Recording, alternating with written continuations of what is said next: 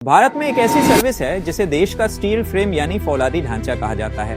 एक ऐसा पद जिसकी ताकत सिर्फ लाल बत्ती वाली गाड़ी तक सीमित नहीं, बल्कि देश की नीतियों और करोड़ों लोगों के भविष्य तक फैली हुई है।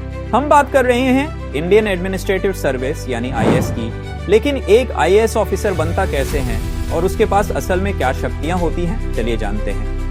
इस सफर की शुरुआत होती है देश की सबसे कठिन परीक्षाओं में से एक यूएचएससी सिविल सेवा परीक्षा से। यह परीक्षा 3 चरणों में होती है, प्रीलिम्स, मेंस और इंटरव्यू। हर साल 10 लाख से ज्यादा लोग इसके लिए आवेदन करते हैं, लेकिन अंतिम सफलता सिर्फ कुछ 100 उम्मीदवारों को ही मिलती है।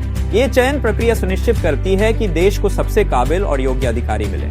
सफल होने के बाद इन अधिकारियों का प्रशिक्षण मसूरी में स्थित लाल बहादुर शास्त्री राष्ट्रीय प्रशासन अकादमी LBSNA में होता है। यहाँ उन्हें सिर्फ किताबी ज्ञान नहीं बल्कि पब्लिक एडमिनिस्ट्रेशन, इकोनॉमिक्स और मैनेजमेंट के व्यावहारिक गुण सिखाए जाते हैं। भारत दर्शन के माध्यम से उन्हें देश की विविधता और जमीनी हकीकत से रूबरू कराया जाता है।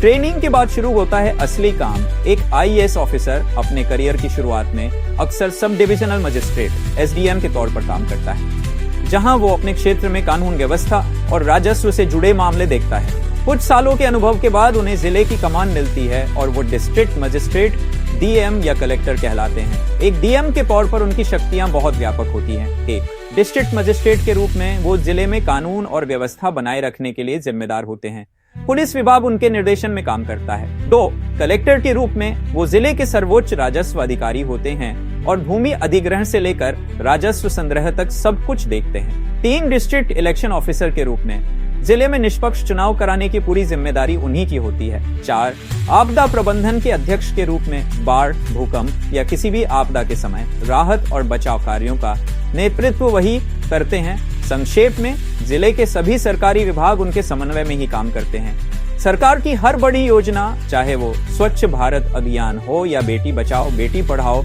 उसे जमीन पर लागू करने की मुख्य जिम्मेदारी DM की होती है। लेकिन DM का पद इस सर्विस का सिर्फ एक पड़ाव है। इसके बाद एक आईएएस ऑफिसर राज्य सरकार में, सेक्रेटरी केंद्र सरकार में, विभिन्न मंत्रालयों के प्रमुख, पब्लिक सेक्टर कंपनियों के चेयरमैन और यहाँ तक कि विदेशों में भी भारत का प्रतिनिधित्व कर सकते हैं।